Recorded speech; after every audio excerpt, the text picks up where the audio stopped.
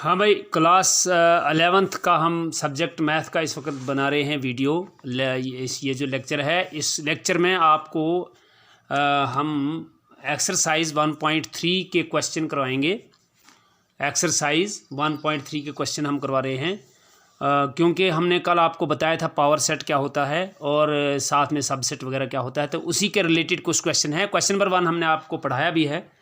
अब हम question number 2 कर रहे हैं। Examine whether the following statements are true और फॉल्स। क्वेश्चन नंबर 2 है।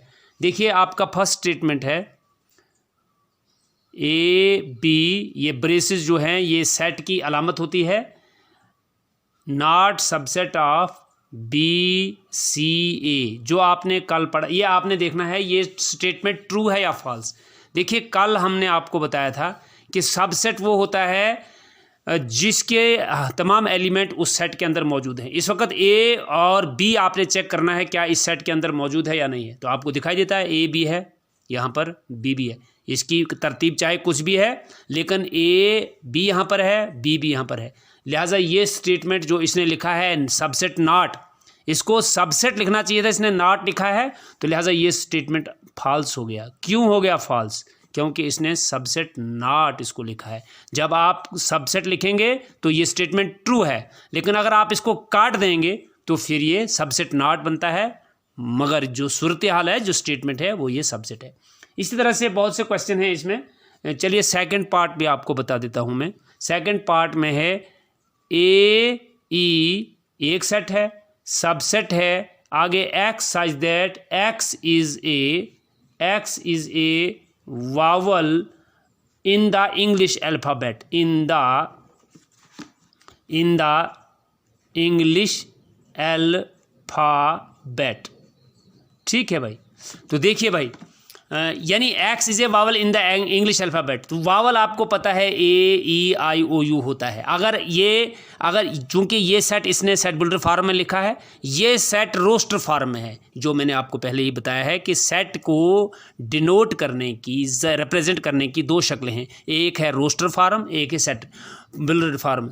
रोस्टर में सीधा पता चलता है कौन कौन से एलिमेंट है। अलबत्ता जो सेट बिल्डर फॉर्म होती है उसमें आपको ट्रांसलेट करना है रोस्टर में। तो एक्स मीन्स कोई भी वावल जो इंग्लिश अल्फ़ाबेट का है, या x means a b, x means e i o u, ये एक्स की वैल्यूज। तो यहाँ पर सारे हैं, ए ई आई ओ यू इसके अंदर है। अगर आप इसको ट्रांसलेट करेंगे रोस्टर फॉर्म में तो आप लिखेंगे ए ई आई ओ और यू। तो देखिए ए ई है तो बिल्कुल इसके अंदर है, तो लिहाजा सबसेट है। This statement is true. ठीक है भाई। इस तरह से आपका क्वेश्चन नंबर 2 के जो बाकी पार्ट हैं आप खुद कर लेंगे। तो अब हम क्वेश्चन नंबर 3 पे आ जाएंगे। क्वेश्चन नंबर 3 में क्या बोलता है, आपको बुक भी साथ होनी चाहिए। जब आप इस लेक्चर को पढ़ेंगे, व्हाट्सएप ग्रुप पे आपका बना हुआ है, आपका जो व्हाट्सएप ग्रुप है इंग्लिश वाला, जो आपका व्हाट्सएप ग्रुप है, उसी में मैं सेंड करूंगा ये वीडियोस। कल भी मैंने वीडियो एक आपको सेंड की है। आप कितने लोग आप देखते हैं, जो भी आप मैथ वाले हैं, आप सबको ये देखना है। और उसके अंदर अगर कोई आपको प्रॉब्लम आती है तो आप हमें क्वेश्चन भी कर सकते हैं, फ़ोन भी कर सकते हैं। तो चलिए क्वेश्चन नंबर 4 है आपका, लेट ए। देखिए ए जो है, अब आपका क्या दिया है, ए के अंदर आपको दिया है 1 2 3 और 4 और इसके बाद 5 दिया है। ये आपका सेट है। अब बोलता है which of the following statements are incorrect and why. कौन से जो नीचे दिए हुए स्टेटमेंट, बुक पे मैं क्वेश्चन पढ़ रहा हूँ, इसमें कौन से स्टेटमेंट क्या कहते हैं इनकरेक्ट हैं और क्यों इनकरेक्ट हैं, ये आपने देखना है। देखिए, चलिए पहले तो स्टेटमेंट देखता हूँ मैं। फर्स्ट पार्ट है जो इसने स्टेटमेंट दिया है, इसने लिखा है 3 4 सबसेट ऑफ ए। ये मैंने देखना है इनकरेक्ट है या करेक्ट है। तो ये ए सेट है, इसके जो अब देखिए यहाँ पे देखिए, आप सबसेट कब बनता है, जब आप एलिमेंट्स को आप अपनी ब्रेसेस लगाएं। देखिए इस वक्त जो यहाँ पर मसला है, थोड़ा कन्फ्यूजन है। ये 1 को अगर आप अपनी ब्रेस लगाएंगे तो सेट सबसेट बनेगा, 2 भी बनेगा, 5 भी बनेगा, लेकिन इसको यहाँ ऑलरेडी यहाँ पर ब्रेसेस लगी हुई हैं। इस वक्त ये जो है ये सेट नहीं है, यहाँ ये एलिमेंट ऑफ ए है और इसने सेम उठा के यहाँ रखा है, इसने ब्रेसेस अपनी नहीं लगाई हैं, इसलिए ये सबसेट नहीं हो सकता है। ये आपका एलिमेंट हो सकता है। तो लिहाजा ये स्टेटमेंट इनकरेक्ट हो गया। अब आप बोलोगे सर ये कैसे करेक्ट होगा, तो देखिए आपको मैं बताऊंगा। बिकॉज इसमें करेक्ट होगा जब आप 3 4 एलिमेंट है अभी, जब आप अपनी ब्रेसेस लगाएंगे तो ये सबसेट ऑफ ए बनेगा। आपने करेक्ट करके लिखना है ना, क्योंकि इसने लिखना है वाई आपका ये शो करेगा जब आप इसको अपनी ब्रेसेस देंगे और आप इसको सही करके लिखेंगे। सही करके लिखने का मतलब है वाई, यानी वाई मीन्स है आपने रीजन लिखना है। ये इनकरेक्ट क्यों हो गया, क्योंकि ये ऐसे होना चाहिए था। ये 3 4 इस वक्त एलिमेंट है, जैसे 1 और 2 और 5 है, और मैंने बोला है एलिमेंट को बिलोंग्स लिखते हैं। चलिए आगे खुद बताएगा। सेकंड पार्ट क्या कर रहा है, यहाँ आपको क्लियर हो जाएगा। 3 और 4 है और लिख रहा है बिलोंग्स टू ए। ये बिलोंग की निशानी है, बिलोंग्स की निशानी है ये, ठीक है। और अगर आपने डज नॉट बिलोंग लिखना हो, डज नॉट बिलोंग लिखना हो, पढ़ाया है भी मैंने, यही ई जैसा, और इसको कट करेंगे आप, ठीक है भाई।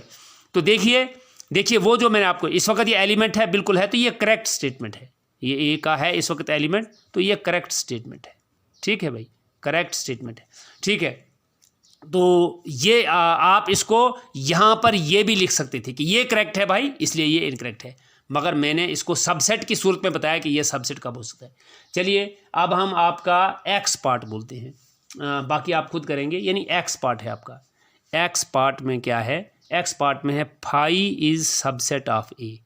Phi is subset of A, बिल्कुल हमने आपको पहले बोला है कि phi is subset of every element, यानी empty set is subset of every element. जब कोई भी एलिमेंट नहीं है फाई तो है, लिहाजा ये करेक्ट है, ये आपका करेक्ट स्टेटमेंट है।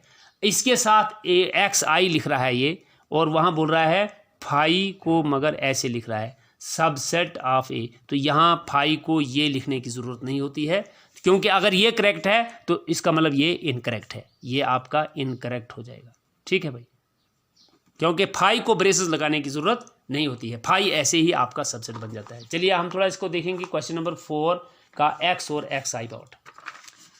क्वेश्चन ये 1.3 है, एक्सरसाइज 1.3 एक्सरसाइज है। 1.3 एक्सरसाइज का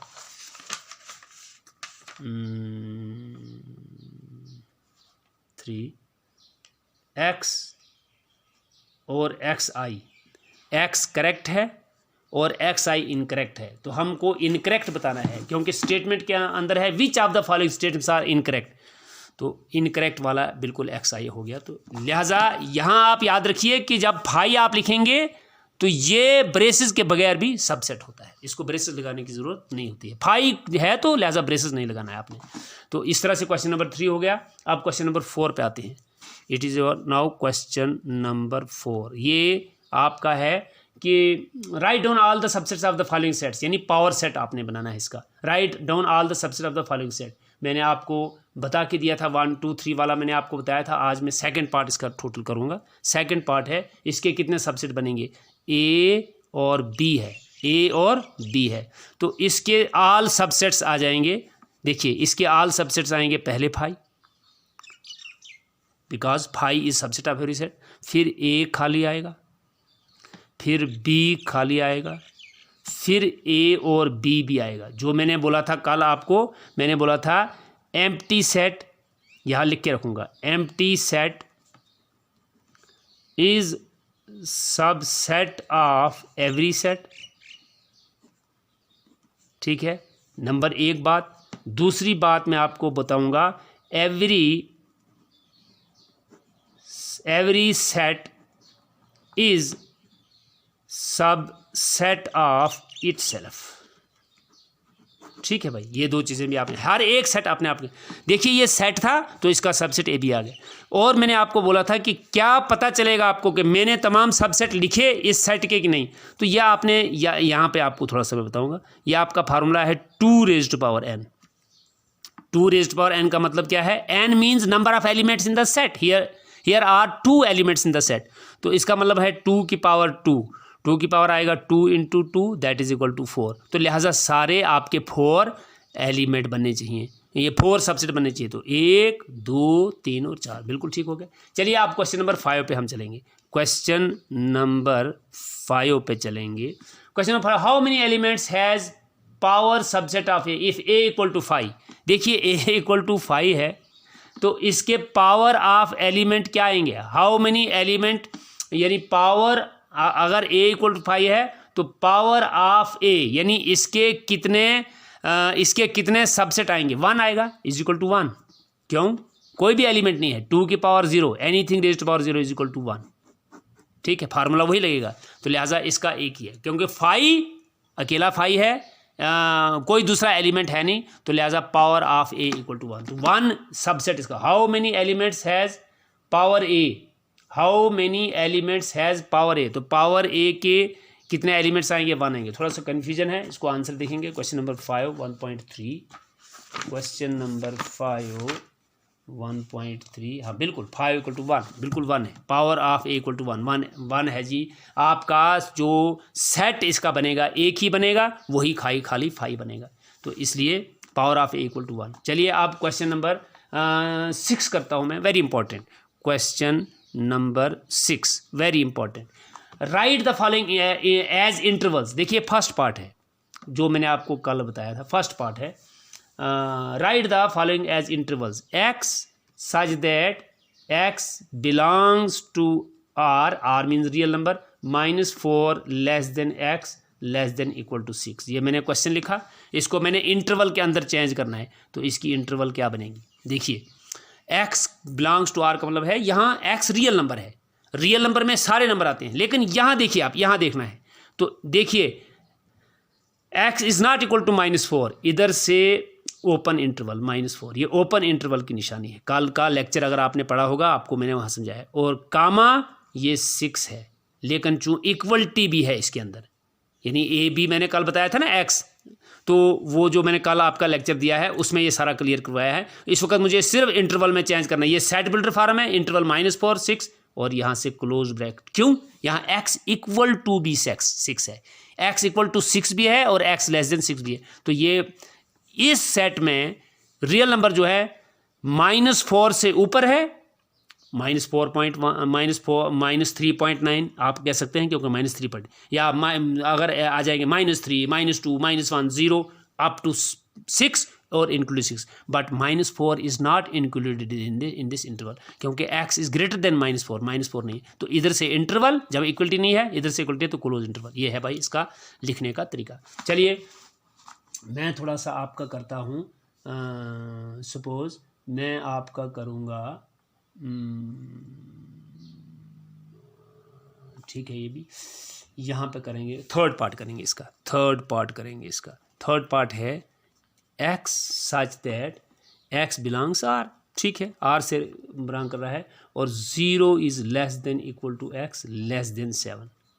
मेरे ख्याल में आप खुद कर सकने चाहिए, क्योंकि आप x इक्वल टू 0 है, 0 और 7 का मसला है, 0 लिखेंगे आप 7 लिखेंगे, लेकिन आप क्लोज किधर से आएगा, इक्वलिटी x इक्वल टू 0 है, इधर से क्लोज आएगा। ये x लेस देन 7 है, यहाँ इक्वलिटी नहीं है, इधर से ये आएगा, ये वाला आएगा। ठीक है भाई, इसलिए अब है आपका right the following intervals in set builder form.